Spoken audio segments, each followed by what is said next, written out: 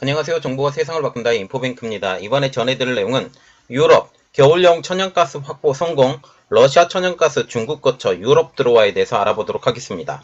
여러분의 구독, 좋아요, 그리고 필요하시면 알람 설정까지 부탁드리겠습니다.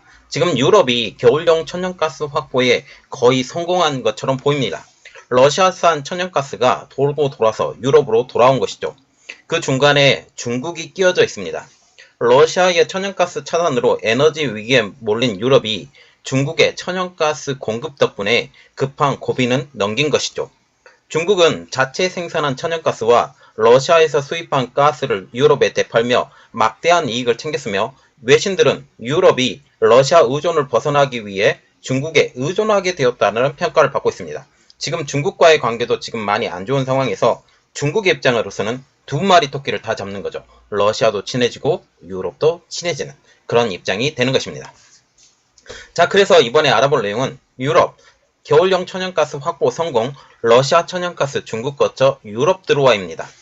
중국은 글로벌 천연가스 공급난 속에서 유럽에서 판로를 잃은 러시아 가스를 수입하고 있죠.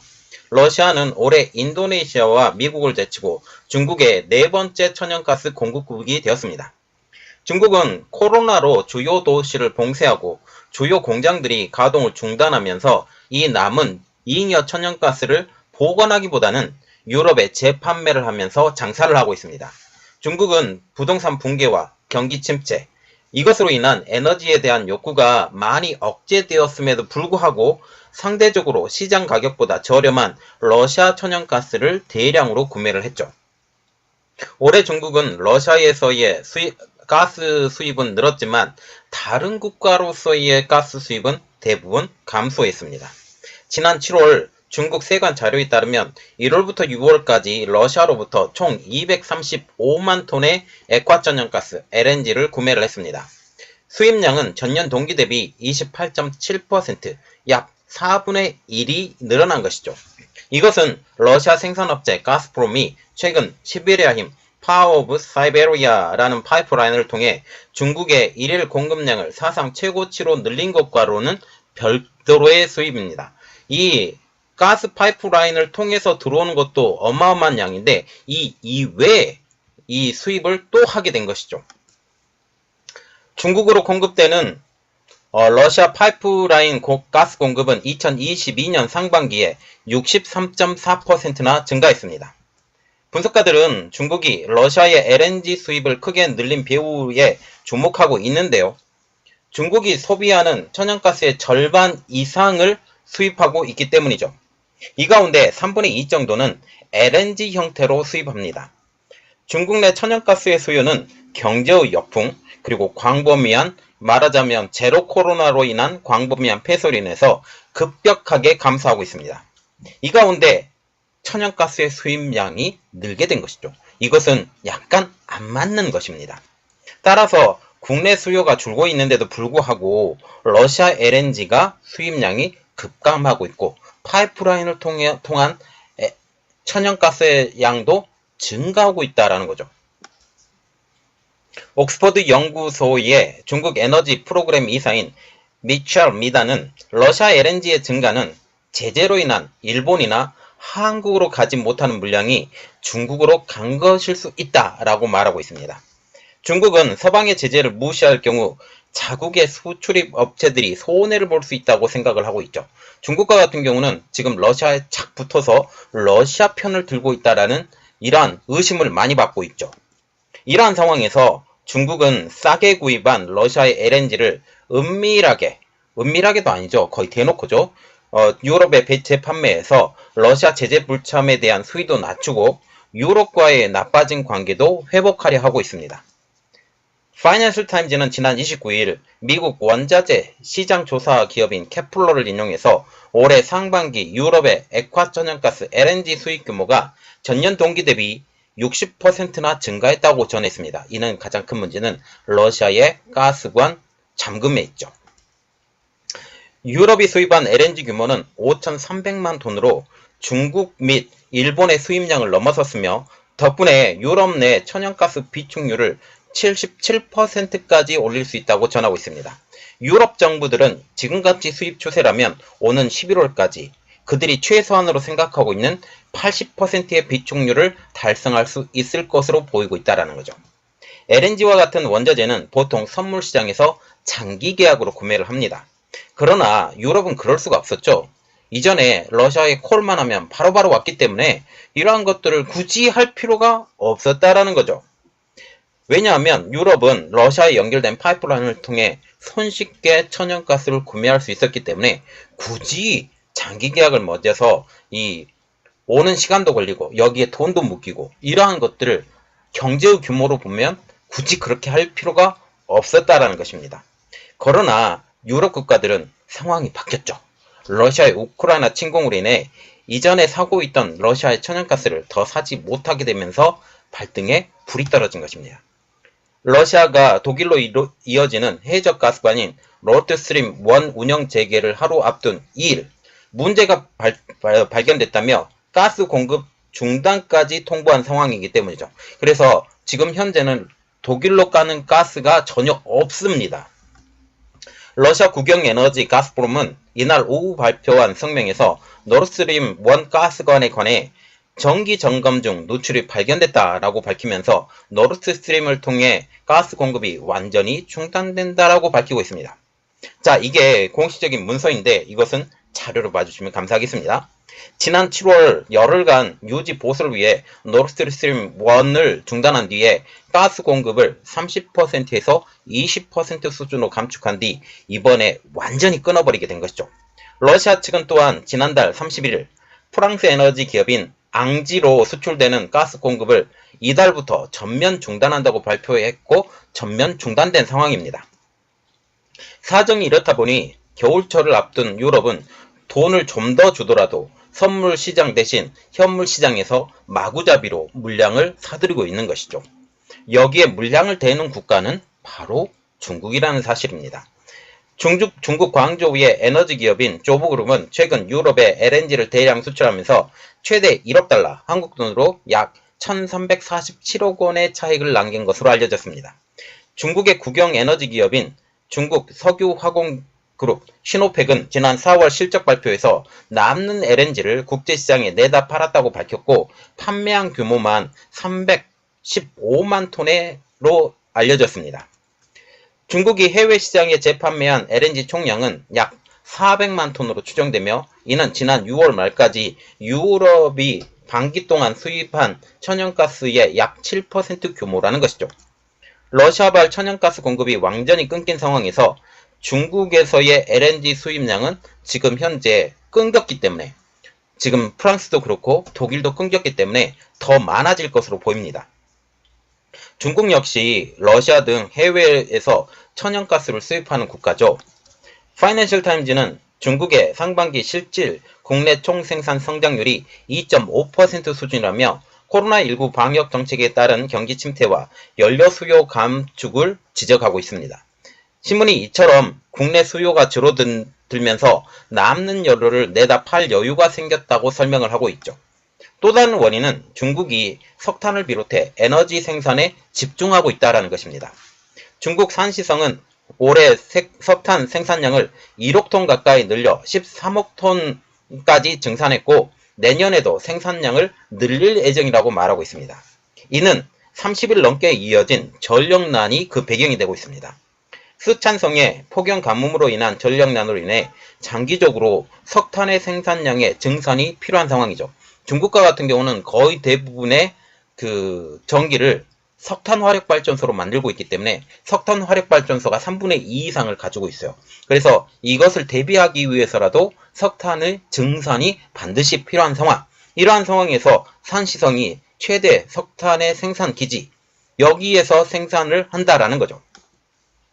전문가들은 중국 정부가 친환경의 전환보다 에너지 완보를 우선시하면서 화석연료 생산을 늘리고 있다고 진단하고 있습니다. 또한 중국의 천연가스 생산량 역시 올해가 전년 대비 7%가량 증가할 전망입니다. 반면 중국이 러시아에서 수입하던 천연가스의 규모는 국제 천연가스 시세 상승 때문에 올해 약 20% 정도 감소할 것으로 추정이 되지만 이게 만약 지금 유럽이 받쳐주면 더 수입할 수도 있을 것으로 보입니다. 한편 러시아는 유럽 국가들이 에너지 수입을 멈췄음에도 불구하고 중국과 다른 시장에 적극적으로 에너지를 팔면서 돈방석에 올랐다고 전해지고 있죠. 월스트리트저널은 29일 국제에너지기구 IEA를 인용해 러시아가 지난 7월 원유와 경유 그리고 휘발유 등 석유 제품을 일평균 740만 배럴 수출했다고 전했습니다. 이는 연초보다 일평균 약 60만 배럴 감소에 그친 수치지만 수출액 자체는 더 늘었죠. 왜냐하면 원유의 가격이 올랐기 때문입니다. 러시아는 올해 월 평균 200억 달러의 매출을 올렸으며 이는 지난해 월 평균 수익인 146억 달러에 비해서 37% 증가한 금액으로 알려지고 있죠. 중국 입장으로서는 유럽으로의 천연가스를 LNG 형태로 수출하는 것은 나쁘지 않은 것으로 보고 있습니다. 유럽과의 나빠진 관계를 개선하려고 노력하고 있기 때문이죠. 특히 신장 위구르 문제 때문에 이런 어려움이 있고 유럽의 기업들이 다 탈중국해야 되겠다라는 그런 말도 나오고 있기 때문에 유럽에 잘 보여야 되는 가장 큰 이유가 있죠. 그러나 탈중국은 계속될 겁니다. 왜냐하면 미국과의 갈등이 계속적으로 지속되고 반도체 떼기가 여전히 지속되기 때문이죠. 유럽 입장에서도 이번 중국에서의 천연가스 수입을 나쁘게 생각하고 있지 않을 것으로 전망이 됩니다. 러시아산 천연가스 수입을 바로 끊지 못할 정도로 러시아산 천연가스에 많이 의지하고 있는 중국, 유럽이 장기적으로 러시아산 가스나 원유의 수입을 끊으려고 생각하는 상황에서 중국에서 흘러나온 LNG를 조금 더 비싼 가격을 주더라도 확보하는 것이 추운 겨울을 극복하는 데 도움이 된다고 생각하기 때문이죠.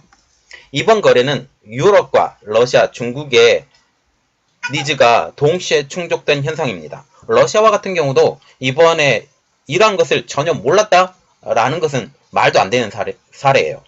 러시아도 알고 중국도 알고 유럽도 알고 미국도 알고 이 모든 것이 알았다라는 것입니다. 유럽은 장기적으로 미국과 중동 및 아프리카산 원유와 액화 천연가스인 LNG의 수입이 늘어날 전망이죠. 이때까지 버텨야 하는 상황에서 이번 결정을 한 것으로 보이고 있습니다. 그리고 미국도 이번 유럽의 LNG 수입, 중국에서의 LNG 수입은 허용했을 것으로 전 개인적으로 생각해요. 왜냐하면 미국이 모든 것을 다 공급해 줄 수 있는 상황이 아니기 때문이죠. 미국에서도 충분한 양의 LNG를 공급하지 못하는 상황에서 그들은 어쩔 수 없는 선택을 한 것으로 보입니다. 하지만 전쟁이 계속되고 러시아가 궁지로 몰릴 경우 러시아는 중국에 판매하는 LNG를 줄이거나 막힐 가능성이 있어서 조금 불안한 이러한 상황을 볼 수 있다는 거죠. 즉 불확실성을 내재한 거래라는 것입니다. 한편 이런 LNG는 모두 러시아에서 부분적으로 또는 전체가 생산되었지만 이미 중국을 통과했기 때문에 더 이상 러시아산이 아닌 것으로 국제적으로 간주가 되고 있습니다. 이유를 떠나서 러시아 LNG를 중국이 구매해 유럽에 판매한 것은 유럽의 가스 저장 점유율을 최대 77%로 끌어올리는 데 기여했습니다.